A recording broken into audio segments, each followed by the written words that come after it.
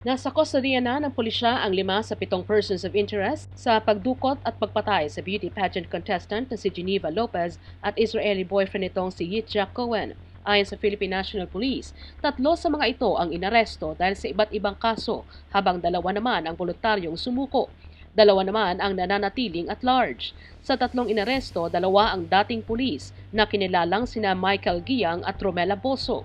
Si Giang ang sinasabing middleman at kinatagpo ni na Lopez at Cohen sa Tarlac. Sina Giang at Boso ay hinuli dahil sa paglabag sa Firearms Regulation Law at possession of an explosive sa ilalim ng Republic Act 9516. Na-dismiss ang 2 sa pagiging pulis dahil sa absence without leave.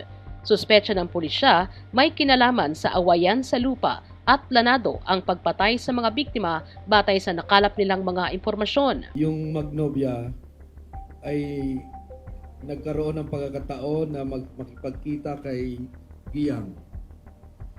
Dahil si Giang ay may isinanlang lupa kay Geneva at gusto nang bawiin ni Geneva ang lupa na kanyang isinanla kay Giang. In the same manner, sinabi ni Giang na may buyer din yung lupang sinanla niya at ipapakilala nga niya kay Geneva itong si Abuso as buyer. Nahukay ang sinasabing mga labi ng 2 biktima sa isang quarry site sa Capas Tarlac noong Sabado ng umaga.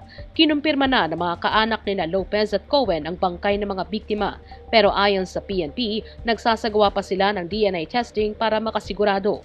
Una nang napaulat na nawawala ang 2 noong June 21 matapos umanong pumunta sa Tarlac kaugnay ng isang property.